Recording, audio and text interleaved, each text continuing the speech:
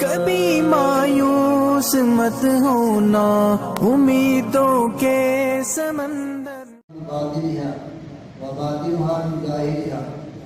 تعالى الله تعالى لمن أطعم الطعام وعلان الكلام وتابع الصيام وأفشى السلام وصلى بالليل والناس نيام.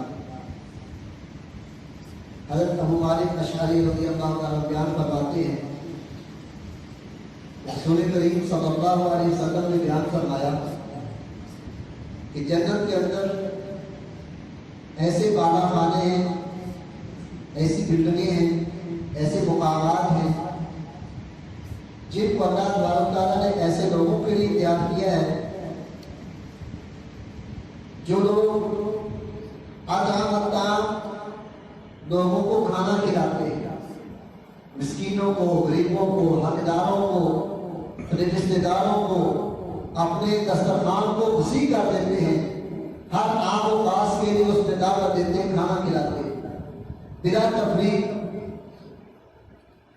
وعلان الکلام، اپنی باتوں میں، اپنی کلام میں گرمی پیدا کرتے ہیں، عاجزی انکساری کے ساتھ بات کرتے ہیں، کسی کو مخاطب کرتے ہیں بڑے پیار سے، بڑے دھیمے انداز سے بات کرتے ہیں.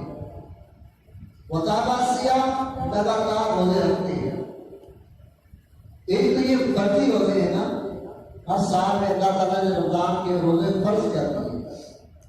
اس کے علاوہ جو نفلی روزوں کا کام ہے، ہر ماہ میں 3 روزے، 13، 14، 15 تاریخ کا چاند کی برادری ہیں. اسی طرح جمعرات کا روزہ اور سوموار کا روزہ، پھر اس کے علاوہ قربانی کے جو روزے آ جاتے ہیں، قسم کا روزہ آ جاتا ہے، کفارے کا روزہ آ جاتا ہے. یعنی پورا سال اس کی روٹین یہ ہے کہ ہر مہینے میں اس نے 3 روزے، پھر سوموار کا روزہ، پھر جمعرات کا روزہ، یہ لگاتا ہے. تابع الصیام وافشى السلام، اسلام کو عام کرتے ہیں. السلام علیکم ورحمۃ اللہ وبرکاتہ. دوسری حدیث میں آتا ہے آپ السلام علیکم کہیں جس کو آپ جانتے ہیں یا نہیں جانتے، اپنے پاس سے گزرنے والے کو السلام علیکم کہیں. افشوا السلام کا مطلب یہ کہ جتنی سلامتی عام کرو گے لوگوں کے دلوں میں تمہاری محبت بڑھے. جب نبی علیہ السلام مدینہ میں تشریف لائے تو سب سے پہلے کام آپ علیہ السلام نے یہ فرمایا، اطعموا الطعام افشوا السلام صلوا باللیل والناس نیام.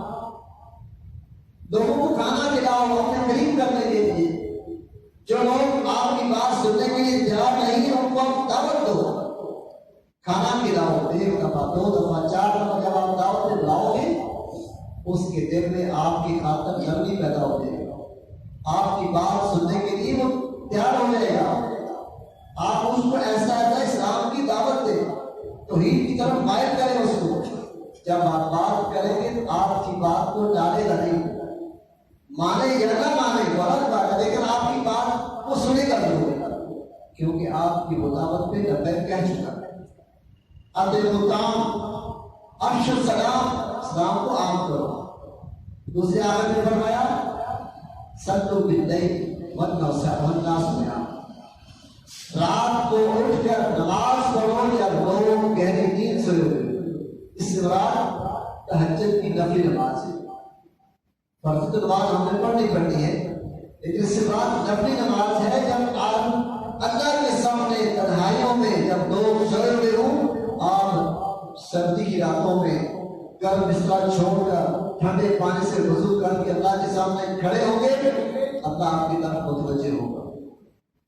فرماتے ہیں کہ اللہ بندہ ایک بریش پڑھ کر آتا ہے تو اللہ تعالیٰ ایک ہاتھ بڑھ کر بندے کی طرف بھاگ کر آتا ہے.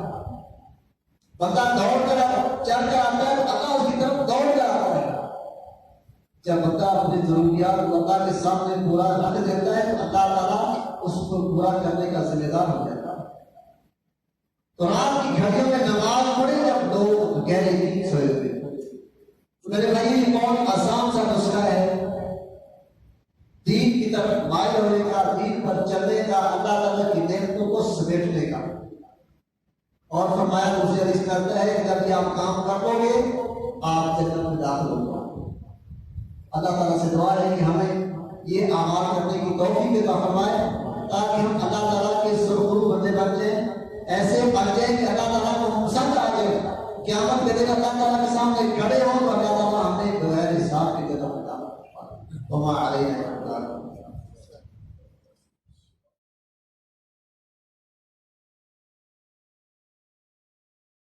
صدقہ جاریہ ہے، ثواب کی نیت سے ویڈیو کو شیئر ضرور کیجیے۔ جزاک اللہ۔